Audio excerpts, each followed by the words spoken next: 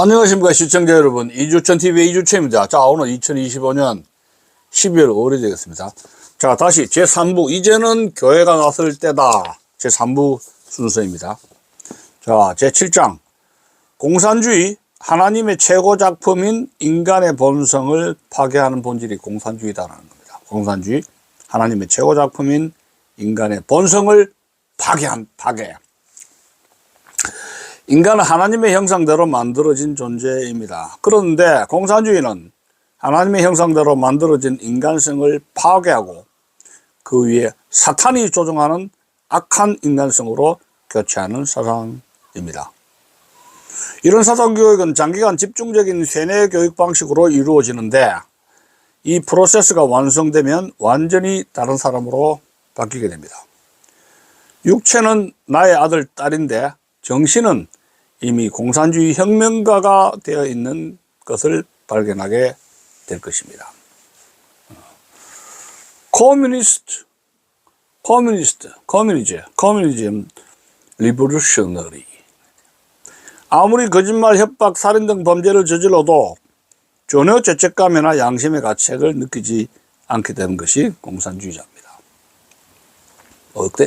거짓말, 협박, 살인 등 범죄를 저질러도 공산주의자들은 전혀 죄책감이나 양심의 가책을 느끼지 않는다는 겁니다.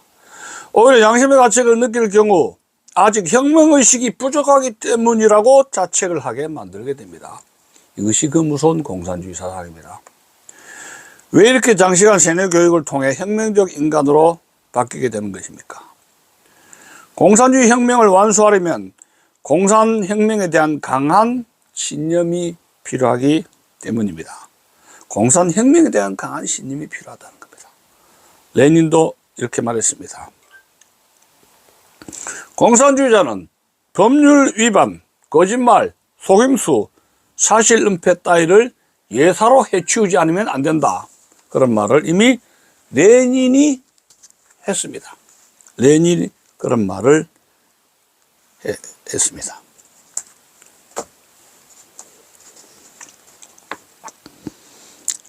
법률 위반, 거짓말, 속임수, 사실 은폐, 이런 것을 예사로 해치우지 않으면 안 된다. 공산주의 신조 제10항에는 이런 말도 있다고 합니다. 어떠한 행위도 예컨대 살인이나 양친에 대한 밀고라도 공산주의 목적에 도움이 된다면 정당화된다. 참으로 무시무시한 말입니다. 문재인 정부 시절 한 문파가 쓴 글이 생각이 납니다.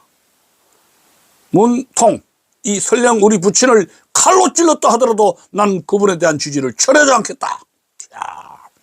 그것은 비난받아 마땅한 폐륜이지만 부모 잃은 슬픔보다 더한 슬픔 속에 살고 싶지 않기 때문이다.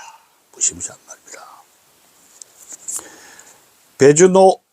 베즈메노프라는 사람은 과거 KGB라는 소련 정보 공작기관에서 미국 학생들에게 공산주의 세뇌 공작을 전개했었던 인물입니다.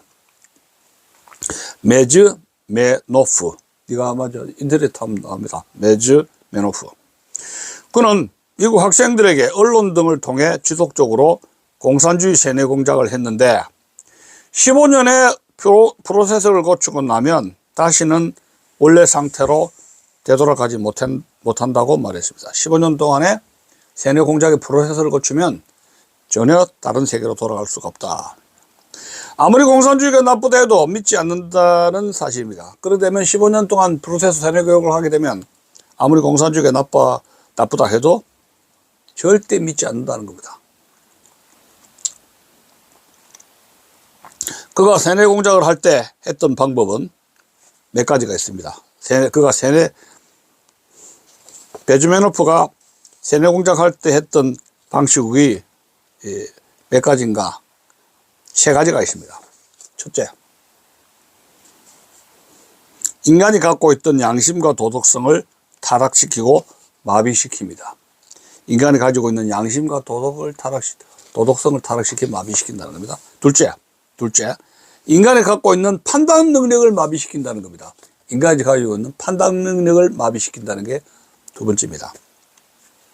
그래서 무엇이 옳은지 그른지, 이게 흑인지 백인지 전혀 모르게 만든다는 것입니다. 요새 그러잖아요. 이재명 씨가 뭐가 나쁘다 하는 건 절대로 믿지 않는 사람 있잖아요. 셋째. 특정 자극이 들어오면 자동적으로 특정한 반응이 나오도록 프로그래밍을 한다는 것입니다. 특정 자극이 들어오면 특정한 반응이 나오도록 프로그래밍을 한다는 거예요. 좌파 세력은 툭하면 부자들 때문이다, 기득권 세력 때문이다 등을 앵무새처럼 내뱉는데, 이는 특정 프로그램을 머리에 심어놓은 세뇌 공작을 한 결과라는 겁니다. 이런 프레임이 주입되고 나면 인간의 합리적 판단력, 자유의지는 사라지고 세뇌된 프레임에 따라 생각하고 행동하는 노예 상태로 전락하게 된다는 겁니다. 이 프로그램이 주입되면 합리적인 판단력, 자유의지 사라지고 세뇌된 프로그램에 따라서 행동하는 슬레이브, 노예 상태로 전락하게 된다 그럽니다. 이렇듯 공산주의는 자유의 인간을 노예, 종으로 만들려고 하고, 기독교는 종의 멍에를 벗고 자유하라고 바랍니다. 이 종의 멍에를 자유롭게 해달라고 기도한 분이 이승만 박사 아닙니까? 예. 자, 갈라디아서 5장 1절에 보면 이런 말이 있습니다. 진리를 알지니 진리가 너희를 자유케 하리라. 자, 이건 요한복음 8장 32절입니다. 그리스도께서 우리로 자유케 하려고 자유를 주셨으니 그러므로 굳세게 서서 다시는 종의 명예를 매지 말라.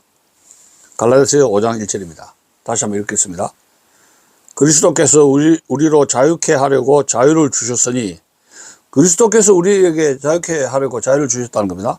그러므로 굳세게 서서 다시는 종의 명예를 매지 말라. 굳세게 서서 다시는 종의 명예를 매지 말라. 갈라디아서 5장 1절입니다. 이 구절은, 갈라디아서 5장 1절은 이승만 대통령이 많이 인용하는 구절입니다. 조선민중에게 한 말이죠. 나라를 잃어버렸을 때 식민지 백성에게 한 말씀입니다. 그리스도께서 우리를 자유케 하려고 자유를 주셨으니 그러므로 굳세게 서서 다시는 종의 멍에를 매지 말라. 멋진 구절입니다. 자, 제 8장입니다. 적화되고 있는 대한민국. 끔찍합니다. 지금 대한민국은 치열한 체제전쟁 중입니다. 총성은 없지만 심각한 내전이 곳곳에서 진행되고 있습니다. 이 내전의 스코어는 종북 좌파의 압승입니다. 기울어진 운동장이 이 나라 대한민국의 모든 진지들이 장악당하고 전복된 상태입니다. 기울어진 운동장이 아니라 대한민국의 모든 진지들이 장악당하고 이미 뒤집어진 상태라는 겁니다. 자, 노동계, 언론계, 교육계, 문화계는 진작 장악당했고 2020년 총선, 2024년 총선을 계기로 정치권도 이제 완벽하게 전복된 상태입니다. 12.3 비상계엄이 실패로 끝나고 어정쩡쩡하게 하다가 윤석열 대통령이 내란죄로 몰렸지 않습니까? 감옥에 갇혔죠 지금. 또 내란 동조자들 체포한다고 또 TF팀 구성한다고 난리법통 아닙니까? 특별 재판부 만든다고 난리죠. 정치권 전복 과정을 살펴봅시다. 2000년에는 좌파정당은 민노당 하나였는데 국회의원은 한 명도 없었습니다. 2011년 좌파정당으로는 민노당 5명, 진보신당 1명이 있었는데 국회의원 수는 총 6명이었습니다. 6명입니다. 자, 그런데 지금 어떻습니까?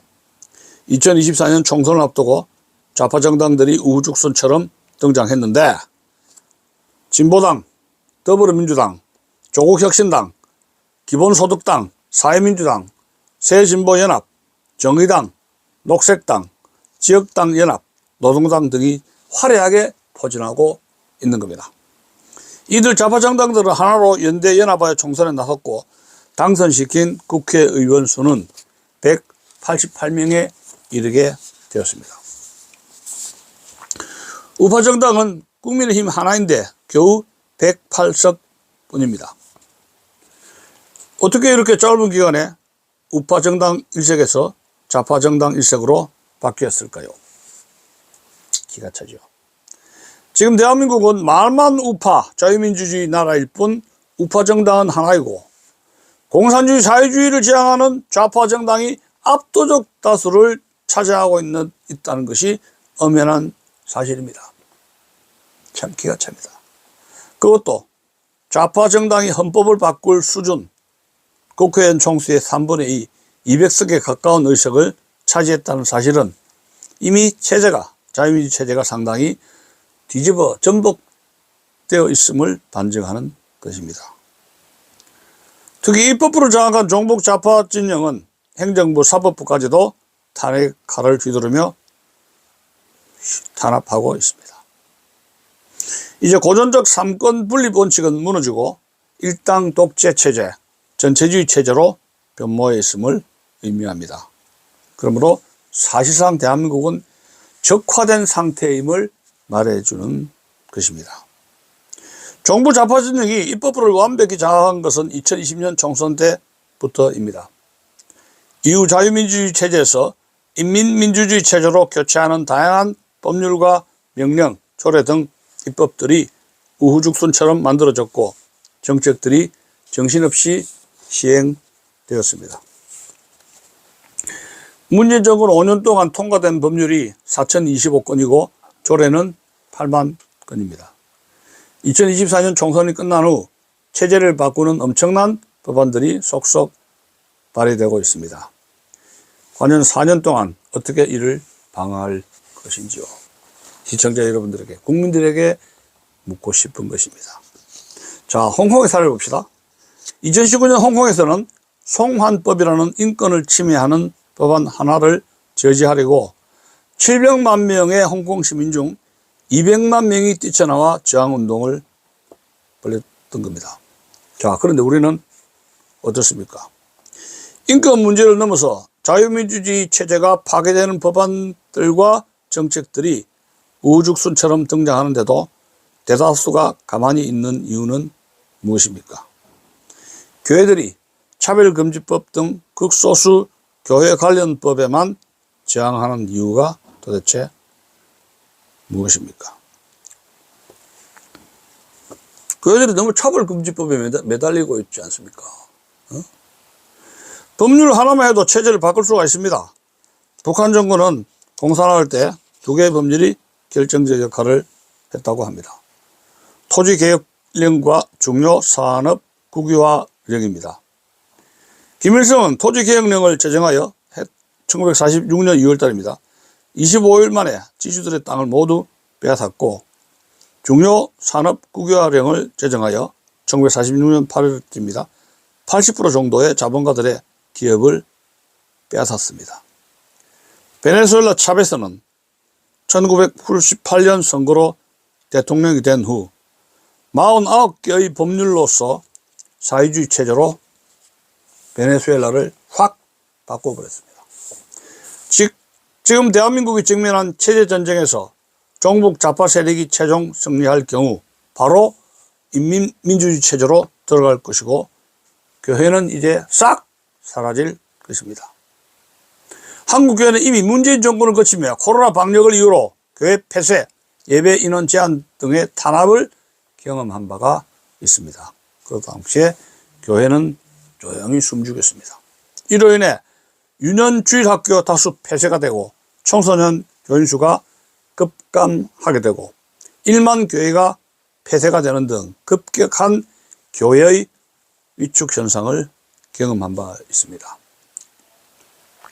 당시 청와대 정무수석도 노골적으로 기독교 인구를 10분의 1로 줄여야 한다고 할 정도로 기독교 탄압이 노골적이었습니다. 지난 정권의 이러한 교회 탄압은 맛보기에 불과할 것입니다. 모든 것은 2026년 지방선거, 2027년 대선에서 결판이 날 것입니다. 자, 잘못하면 한국 교회는 죽느냐 사느냐 생존 문제에 직면할 것입니다. 죽느냐 사느냐. 한국교회는 죽느냐 사느냐 갈림길에 처해 있습니다.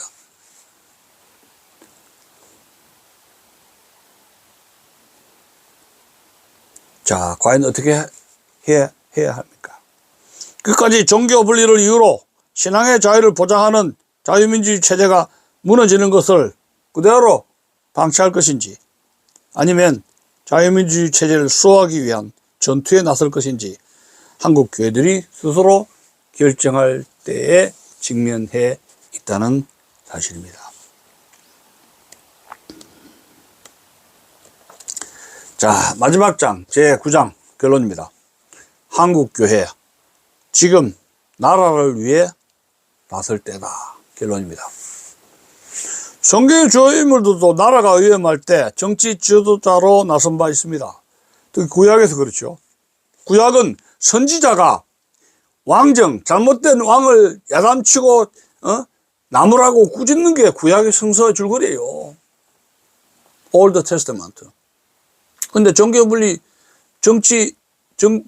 원칙이 있는데 그건 후대 사람들이 지어낸 말이지. 그 상황에 따라 다른 겁니다. 종교분리라는 건 뭐예요? 신앙을 보호하기 위해서 정치의 개입을 막았던 겁니다. 신앙과 예배 자유를 확보하기 위해서 과다한 정치 권력이 교회로 들어오는 것을 차단하기 위해서 종교 분리의 원칙이 만들어진 거예요. 근데 지금 나라가 망할 판인데, 나라가 망할 판인데 종교 분리 원칙을 해서 되겠어요? 정치가 무너지고 있는데 정치에 대해서 아무 말도 하지 말고, 자, 세속적인 거는 모든 것이 헛됩니다. 헛되고 헛됩니다. 세속적인 거는 모든 것이 헛됩니다. 우리는 천당 갈 준비를 합시다. 아멘 하세요. 그래요. 개인 구원만 외쳐대고 천당 가자고만 외쳐대는 목사들이 우르르 수두를 합니다. 천당 가면 뭐예요? 나라 망한데 천당 가면 뭐예요? 나라가 망한데 가만히 있다가 정치가 썩어 문드러지고 나라가 완전히 무너지는데, 자유민주 체제가 무너지는데 천당 갑시다? 아, 이거 아무것도 아닙니다. 천당 갑시다. 우리는 아무 일도 하지 말고 구원만 천당 가는 복만 빌읍시다. 구복신앙이죠. 개인적 구복신앙. 나라가 망하든, 그 나라가 망하게 되면은 교회에 대한 칼날이 교회로 들어오잖아요. 공산 치하로 되면은 제일 먼저 무너뜨리는 것이 교회 탄압입니다. 목사들, 교인들 탄압하고 학살하는 게 6.25 때 보셨잖아요. 가만히 앉아서 당할 거예요. 모세는 종살이 하던 유대민족을 애굽에서 탈출시키는 정치 리더십을 발휘했지 않습니까? 모세가 이집트 왕을 얼마나 야단쳤습니까? 정치 바로 해라. 이스라엘 민족 탄압하지 마라. 여러 차례 경고했죠? 그 왕이 말을 안 들었잖아요. 그래 혼났잖아요. 다윗은 전쟁터에 나가 적장 골리앗과 맞서 국가를 지키는 전사 역할을 맡았습니다. 다윗은 젊은 시절에 워리어 전사였습니다. 저기 맞서서 골리앗하고 싸우고 왕이 돼서도 전쟁을 해가지고 이스라엘 왕국을 넓혔잖아요. 칼과 창과 칼과 무장을 해가지고 진지에 나서서 적과 싸운 전사였습니다. 목사들이 뭐 하는 거예요, 그냥. 아멘. 이 정치 문제 몰라요. 우리는 몰라요. 미국의 기독교인들도 1776년 영국과의 독립전쟁이 일어났을 때 신앙의 자유를 보장하는 미국 자유민주주의 체제를 지키기 위해서 피를 흘리며 싸웠습니다. 목사들도 싸웠어요. 군목이라는 게 있잖아요, 군목. 기도하며 싸우는 거예요, 군목. 대한민국이 공산 세력에 적화되고 있는 지금 대한민국 교회는 어떤 모습을 보이고 있습니까? 참 기가 찹니다. 기가 차요. 박근혜 대통령 탄핵 때, 코로나로 교회가 탄압당할 때, 자유민주주의 체제를 허무는 악법들이 무수히 발휘될 때 교회들이 뛰쳐나올 줄 알았습니다. 근데 어떤 교회도 뛰쳐나오지 않았습니다. 박근혜 대통령 탄핵할 때 어떤 교회가 뛰쳐나왔습니까? 꾹 다물고 안 보고 있어요. 아무 말도 안 하고 있어요. 대형교회, 특히 대형교회 목사님들. 북한에는 바쁘게 병원 지어준다고 덜난 단을 많이 했지 않습니까? 북한 쪽에는. 이거 갖다 준다, 저거 갖다 준다. 정작, 100년 전에, 200년 전에, 300년 전에, 400년 전에, 500년 전에 정작 박근혜 대통령 탄핵당할 때 아무 말도 안 했습니다. 대형교회 목사들이 침묵으로만 지켰어요. 죽이든 밥이든지. 내 거 아닌데 뭐. 교인들만 잘 가꾸면 되지. 헌금 관리만 잘하면 되지. 그래요. 그 자체적으로 프로그램만 돌리고 세상에서 죄 없는 박근혜 대통령이 탄핵에서는 입 딱 다물고 있고, 종교분리 원칙에 따라서. 위기를 깨달았던 개별 교인들은 뛰쳐나왔지만 교회 자체가 뛰쳐나오는 모습은 전혀 보이지가 않았다는 겁니다. 자, 왜 그랬을까? 그 원인을 관찰한 결과 교회가 나서는 것을 하지 못하는 몇 개의 족쇄들이 있다는 사실이 발견된 겁니다. 그게 뭔가? 첫째, 둘째, 셋째, 넷째, 네 번째. 자, 네다섯 개의 요인을 한번 봅시다. 첫째 요인. 가장 두려운 족쇄는 공포입니다. 두려움. 이거 정치 권력한테 일제시대 때 조선 총독부의 펀치를, 탄압을 받는 것처럼, 일본 총독부에 대한 두려움처럼 권세가 주는 탄압의 두려움입니다. 너무나 강력해 보이는 종북 좌파 세력에 대해서 자칫 잘못 건드렸다가는 집중 공격당하지 않을까 하는 공포, 두려움이 모든 행동을 막아버린 겁니다. 아이고, 겁이 나서 못하는데 쫙 쫄아버립니다. 혼자 당할 때 두려운 것이지 함께 싸우면 두렵지 않습니다. 함께 싸워야 되는데 그냥 겁이 나서 움츠러버려요. 그리고 죽으면 죽으리라 하는 순교 정신만 가지면 그 두려움이 사라지는데 순교 정신이 없습니다. 주기철 목사의 일제시대 때 순교했던 주기철 목사에 대한 순교 정신이 싹 사라져버린 거야. 아이고, 큰일 났다, 이거. 응? 헌금 생각하면은, 아이고, 이 헌금이나 챙기지, 이거. 응? 내가 이렇게 많은 헌금이 있는데, 내가 감옥서 가면은, 이 많은 헌금 어떻게 될 겁니까? 물질적인 혜택, 응? 자가용, 아파트, 목사님 하고 이렇게 하는데, 내가 가만히 있어도 편안한데, 내가 투쟁을 해야 되는 거예요. 둘째, 종교분리 프레임입니다. 이것이 독소예요, 독소. 종교분리 프레임이 이게 독소죠, 독소. 교회는 정치에 관여하면 안 된다는 강력한 프레임이 교회와 교인의 발목을 묶어버렸습니다. 교회는 정치에 관여하면 안 된다. 원래 종교분리의 원칙은 정치 권력이 교회의 간섭, 신앙의 자유, 예배의 자유를 방어하기 위해서 신학자들이 종교분리 원칙을 내세운 겁니다. 종교분리 원칙은 미국에서 정치가 교회를 간섭할 수 없도록 한 원칙입니다. 미국에서 출발한 거예요. 미국에서. 정치가 교회에 간섭할 수 없도록 한 원칙인데, 한국에서는 교회가 정치를 간섭할 수 없도록 하는 이상한 족쇄로 변질되고 말았습니다. 출발이 미국에서 정치가 종교의 자유, 예배의 자유를 간섭하지 못하도록 한 것이 종교 분리 원칙인데, 한국에서 어떻게 보면 교회가 정치에 개입하지 못하고 참관하지 못하는 걸로 뒤집어진 거예요. 이상한 족쇄로 변질된 거예요.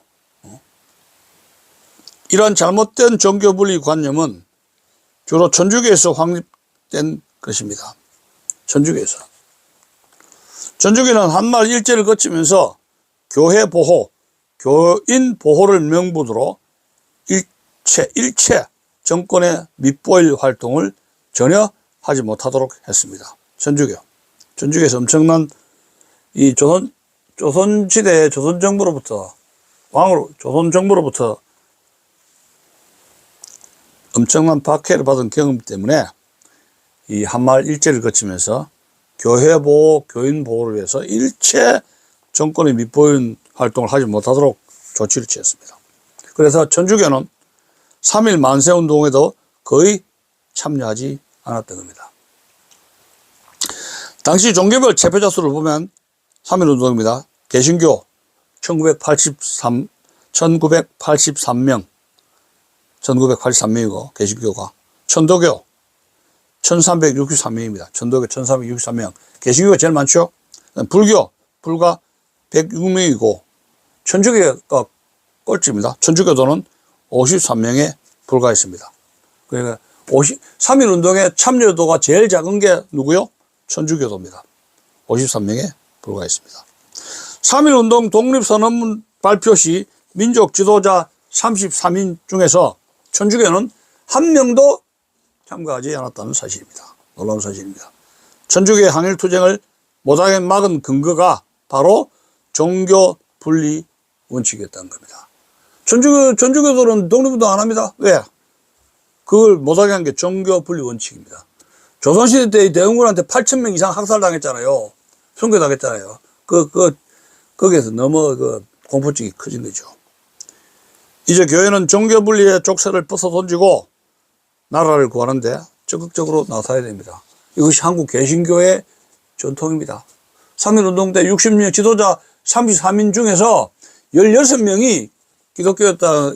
사실은 일제 독립운동, 항일운동에 가장 앞장서서 한 것이 기독교인들이고 가장 그 숫자가 많은 것이 기독교인이었다는 사실입니다. 이건 역사적 사실입니다. 그럼 나라가 이렇게 무너지면 뭐예요? 교회가 무너지는 거, 교회가 없어지는 거예요. 교회 문 닫게 되는 겁니다. 그래도 우두커니 앉아 있을 거예요? 종교별 원칙 붙잡고 할 거예요? 그건 천주교도가 만든 거란 말이에요.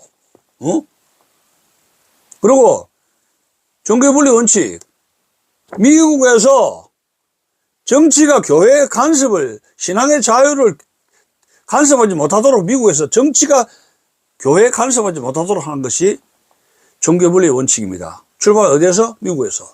근데 우리나라는 뭐예요? 교회가 정치를 참가하지 못하고 이런 그 희한한 이상한 족쇄, 이상한 그런 원칙을 만들었단 말이야.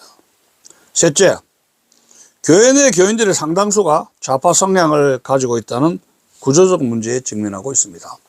교회 내의 교인 수가 교회 내에서 좌파들이 교인들이 성향을 가진 게 상당히 많다는 겁니다. 목사들도 마찬가지고 3분의 1, 4분의 1, 한 30%, 30, 40% 돼요. 좌파들 목회자들하고 교인들이 전체 교회의 30% 이상이 됩니다. 그러니까 좌파들 눈치 보고 우파들 눈치 보고 이또 하다 보니까 목사들이 어떻게 하느냐.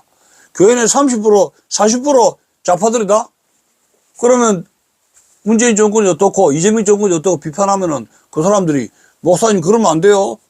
그 교회에서 쫓겨나고 싶어요. 협박을 못 할 거예요.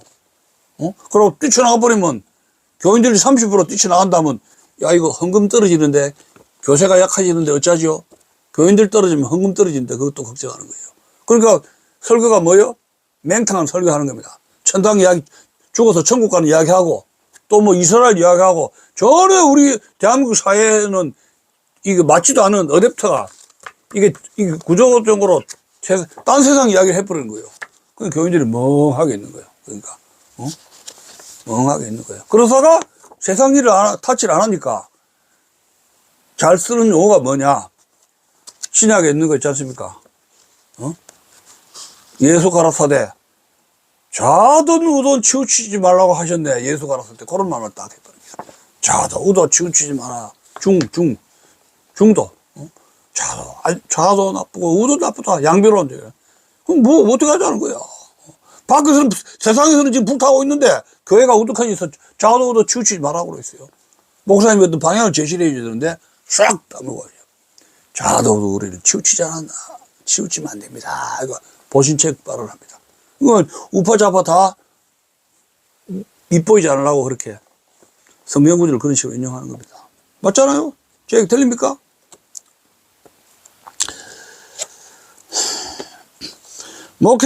그래서 목회자들이 공산주의나 정부 세력을 비판하고 자유민주주의 위기를 언급하기가 힘들다는 사실입니다.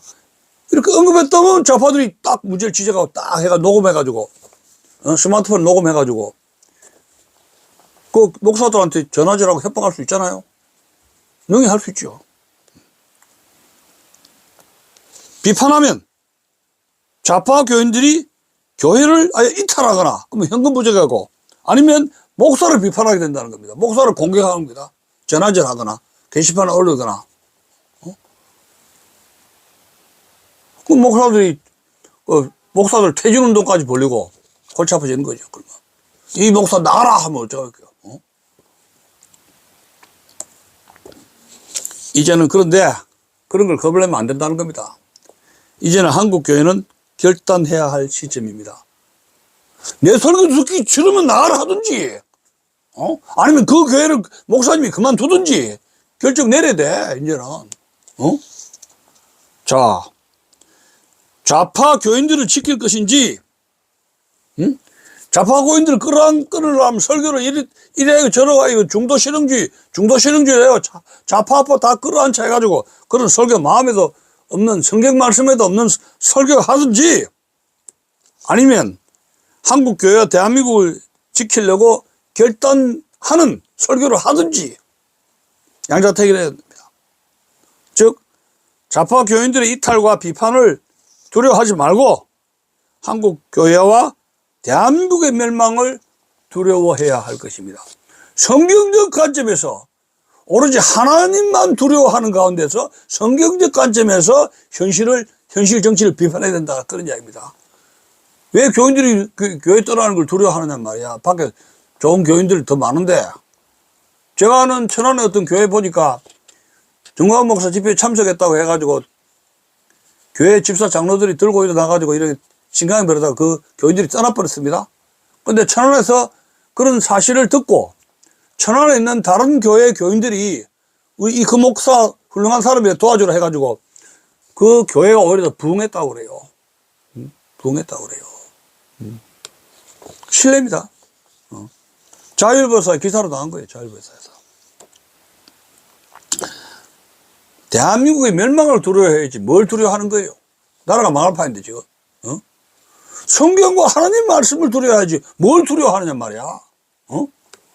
교회, 나라가 망하면 교회도 문 닫아야 되는 거 아닙니까? 기독교인들이 가장 심하게 탄압받는다는 게 6.25 때 증명되었고,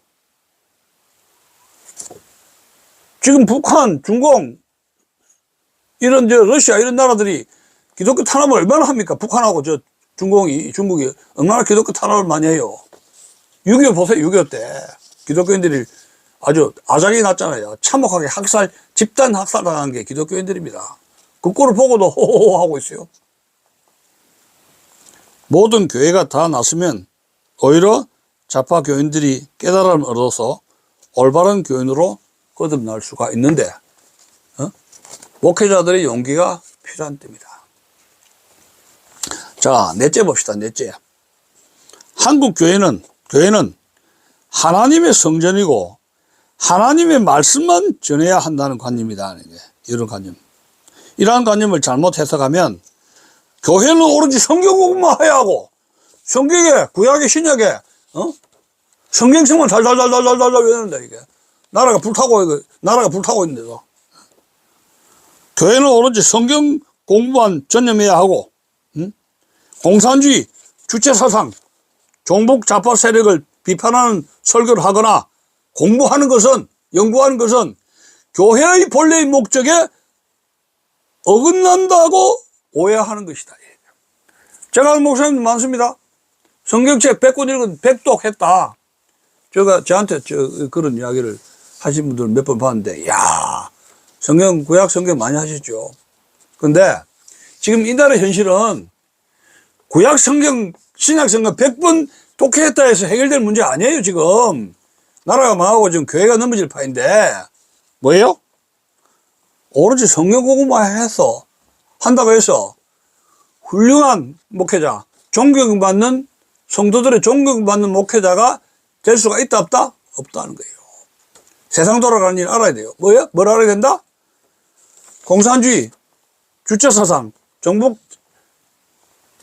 세력들의 본질, 그 본질에 대해서 공부하고 연구해야 돼요. 역사도 연구해야 돼. 현대사를 제대로 알아야 돼요. 4.3 알고 5.18도 알고, 그런 우리나라 현대사에 일어난 비극 진상을, 정체를, 종북 좌파의 그 정체, 그걸 목회자들도 어느 정도 연구하고 책도 읽고 공부를 해야 된다는 겁니다.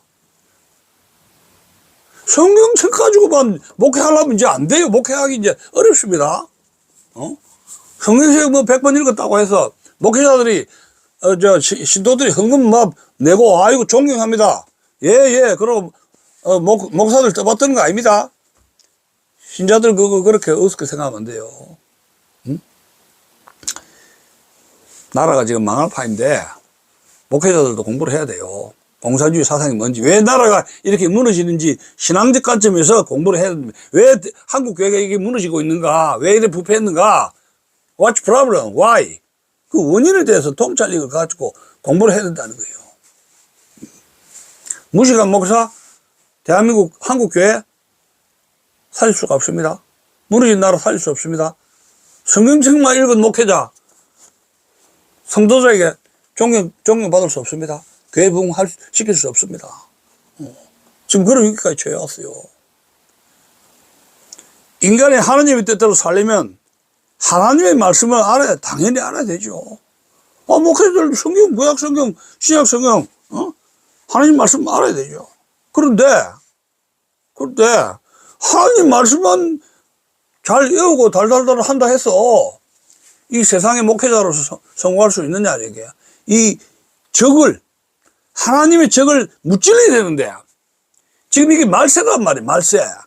말세라는 것은 사탄의 힘이 엄청나게 커져 있다는 걸 의미해요. 말세라는 게 사탄의 힘이 엄청나게 이 신자들의 마음에 곳곳에, 지구상 곳곳에 토초해서 내수에 들어가서 이 사탄의 능력이 발휘되면서 하나님에게 대적하는 그 힘이 점점 커졌다는 거예요. 그러니까 목회자들은 하나님을 대적하는 사탄의 정체와 사탄의 계략, 사탄이 세속 세계에서 어떻게 사람들을 세뇌시키면서 이렇게 하나님의 대적하는 종으로, 자기의 종으로 만들었는지 이 역사를 알아야 된다는 겁니다. 무식한 목회자, 한국교회 바로 세울 수 없습니다.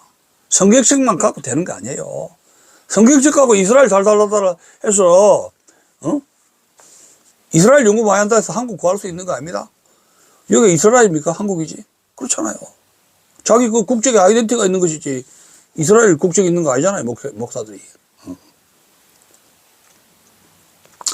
현재 대한민국에는 사탄이 공산주의 종북 세력을 통해 믿는 자들을 현혹시키고 하나님의 창조 질서를 맹렬하게 파괴하고 있는 이 현상에 직면하고 있습니다.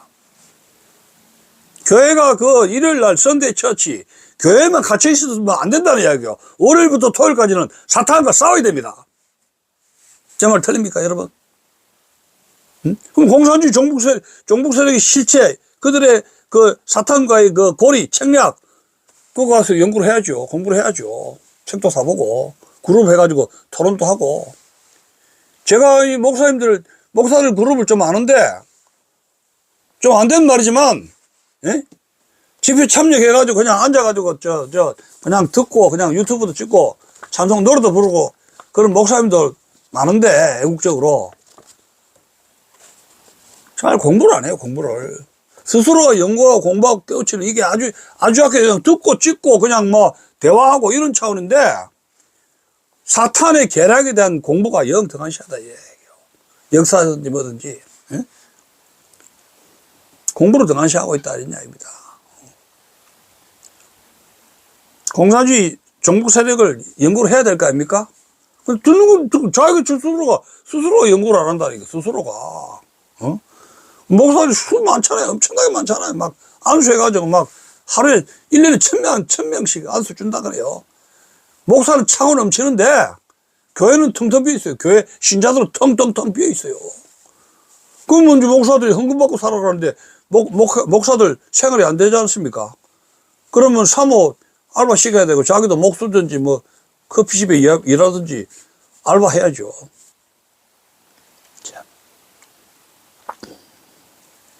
한국 교회는 하나님의 질서를 수호하기 위해서 사탄의 사상인 공산주의, 주체 사상, 종북 좌파 세력을 연구를 해야 된다네. 연구를 죽으라고 아닐까요? 죽으라고 연구하고 연구한 성과를 교인들과 국민들에게 전파를 해야 됩니다.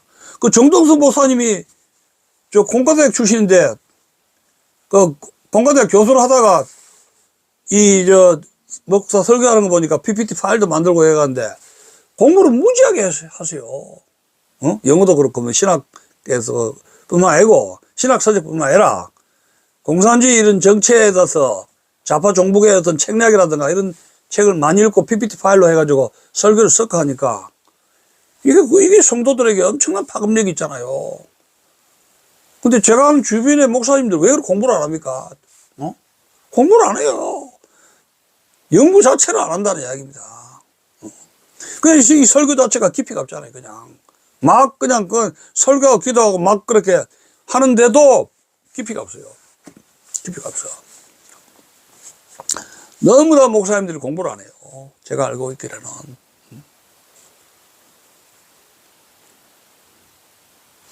신학대학에 가봐도, 신학대학도 많은데, 신학대학에서 배치되는 그 신학 서적 잡지, 그걸 제대로 좀, 서적을 좀 구비를 하면서 신학 교육을 시켜야 될 거 아닙니까?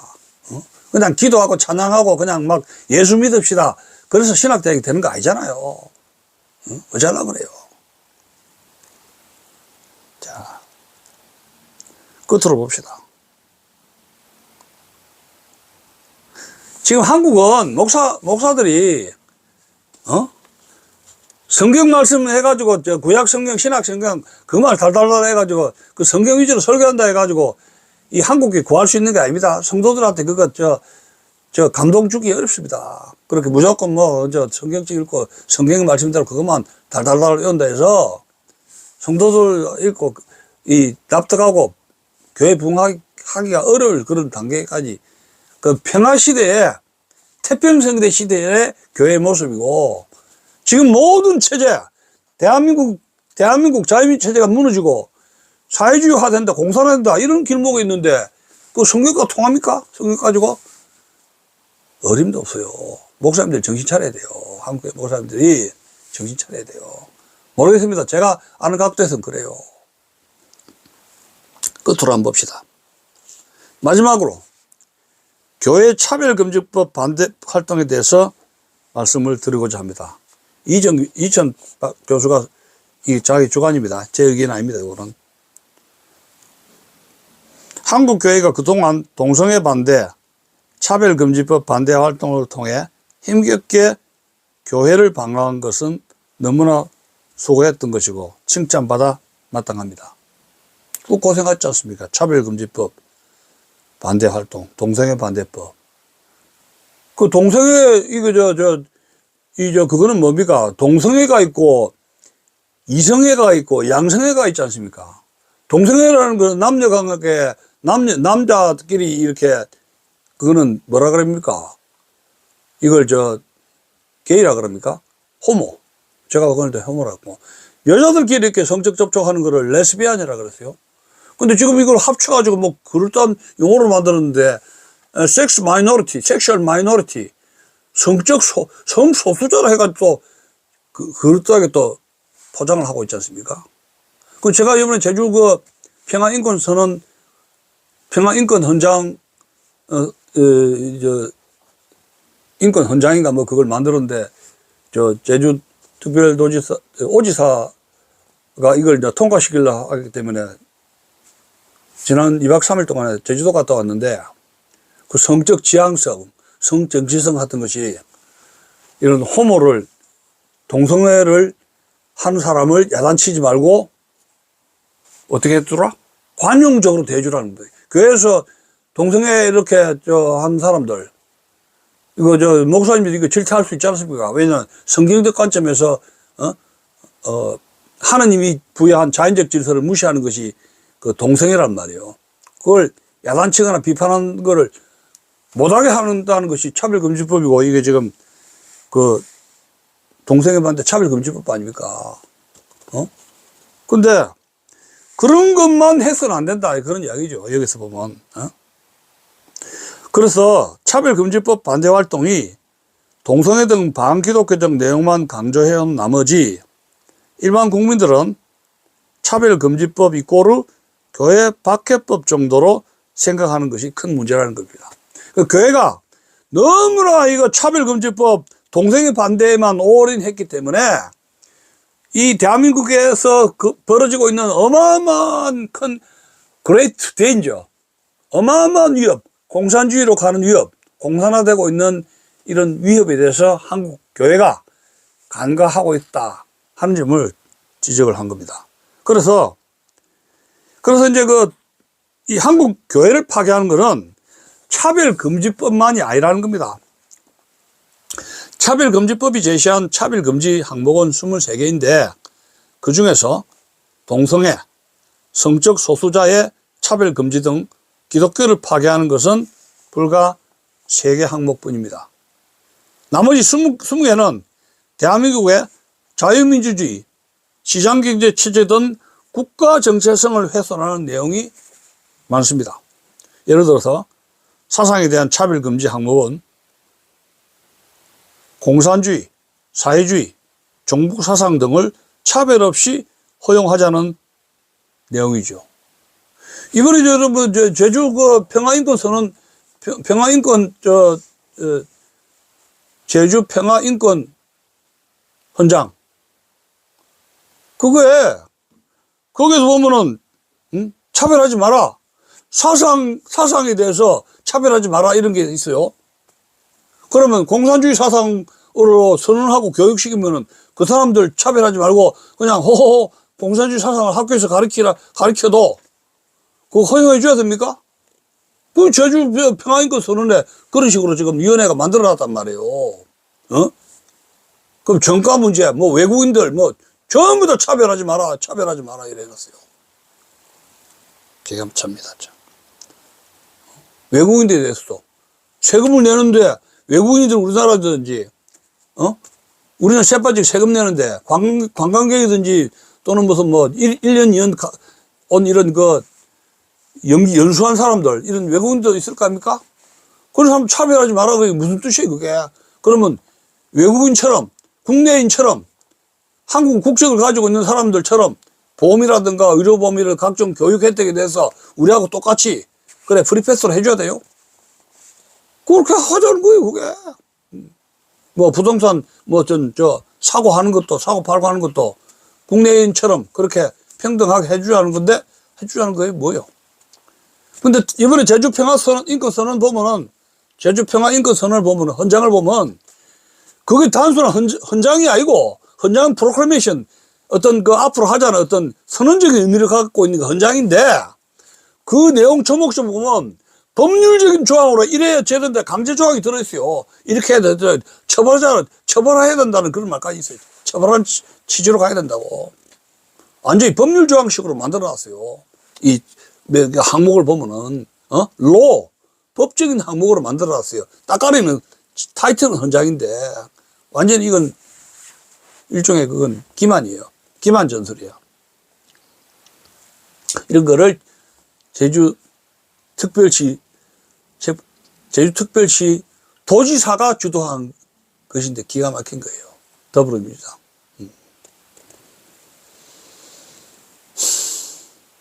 자, 봅시다. 또한 국적에,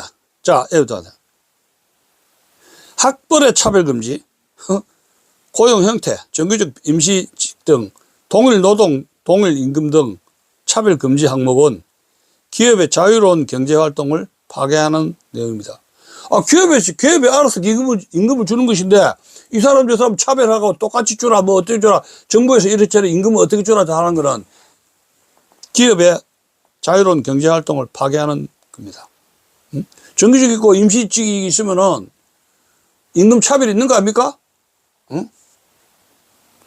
또한 국적에 대한 차별 금지는 외국인 요구들을 받고 대한민국 국민들이 역차별 당할 수가 있다는 겁니다. 역차별이 문제예요. 또한 국적, 출신 국가, 출신 민족, 인종, 피부색 등 외국인을 염두에 둔 항목을 5개나 포함했는데, 이는 차별금지법 자체가 외국인과 외국인 출신들을 우대하고 대한민국 국민을 역차별할 가능성을 내포하게 되는 겁니다. 이게 제주 평화인권 헌장도 마찬가지예요. 완전히 국내인이 역차별 당할 수 있다는 겁니다. 이걸 버젓이 들고 앉아 있어요. 이렇듯 차별금지법은 한국교회 파괴를 넘어서서 대한민국의 자유민주주의 시장경제체제를 허물고 공산사회주의 체제로 바꾸려는 등 반대한민국적 악법입니다. 교회들은 차별금지법은 자유민주주의 대한민국 파괴법이라는 사실을 국민들에게 알려야 할 것입니다. 그래야 국민들이 차별금지법 반대 활동에 동참할 것입니다. 국민들이 동참할 때 차별금지법은 근원적으로 막아질 수 있습니다. 교회들이 국민 깨우기 운동에 나서야 할 이유입니다.